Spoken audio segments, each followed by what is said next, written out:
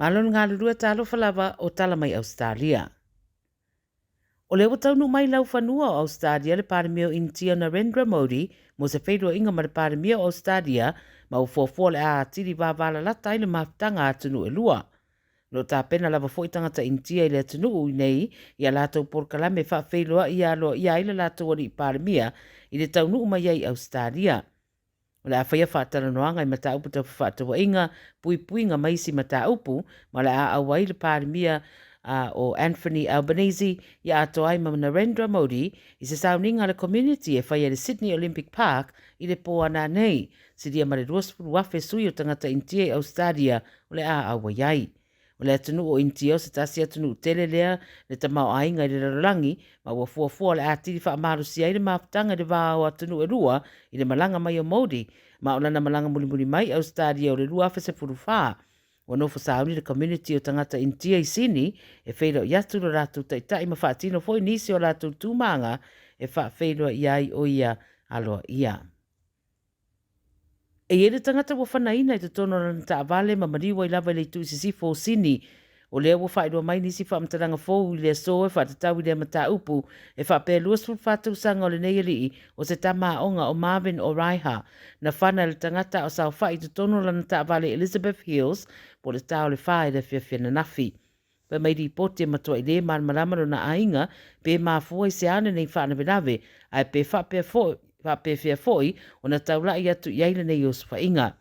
Pai mai sai ai uma i te tono ra rātou whale le teimere whaalawalawe le tina o le ua mani uma lona tua whawhine se furu ono tu sanga mai leo whaatanga ina leo e se mai le whale le teminei au wha ngā soro le su enga. Leo tau wha mautu e leo pe i se so tanga o le whaalawalawe le nei i kengi ti e pasika o ata mai le Channel 7 wailo ai le whaaleanga ina o le wha malama i tu o le taavale i pulu whana. O lo su e pel tangata na whaatino ina lea tūranga, mai ni nei minute taluna tupulu whaalawalawe lea, e maua loa e leo sa isi taavale wa susunu foi i le whaetua Green Valley, pe amani nei minute mai le no fuanga na tupu ai le whaalawalawe, e leo i loa pe isa so tanga, au lo whaia pea su e ngai le teminei.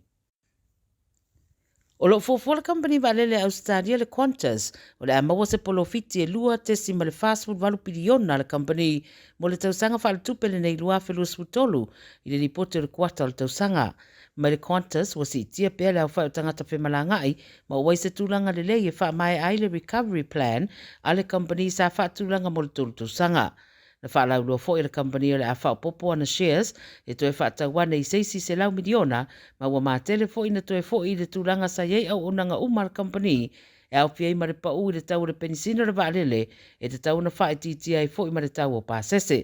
Ua mai a sainia fo i se maria ngara company ma le Finnair, e lisi ei isi vaalele o le Airbus e lua, e whao ngā ai pai late a company vaalele ia, mo le wha lau te leina lava o le au unanga.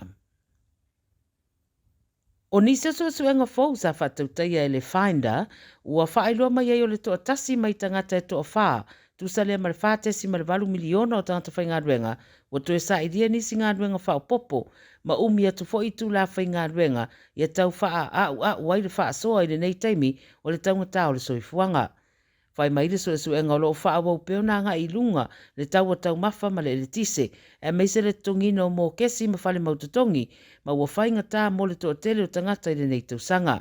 Pe tu sa ma le 3% o tangata o rātou whai roa, o le isi mea ma whai o na whai. Ai ngā ioi roa o le sue o nisi ngā ruenga whao popo, e whesoasoa nia i le mau mea o lo mana o mea o na tatongi. Wa maua fo i le suenga o le tele o ainga o tau whaisa se isi ala ngā tupe whao popo, e whesoasoa ni tupe maua i vai aso taitasi, a wale tatongi no pili, ia ma le soifuanga whai pea.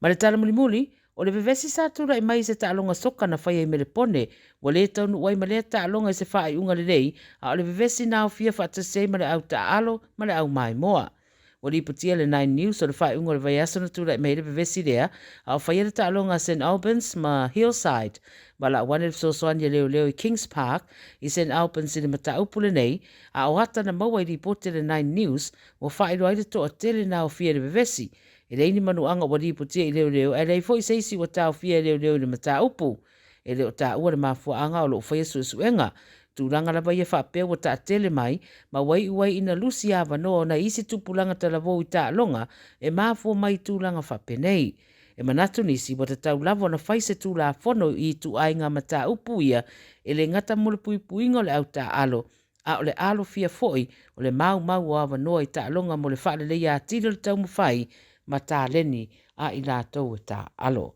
Tala ia le veitu Samoa mai Ausetalia.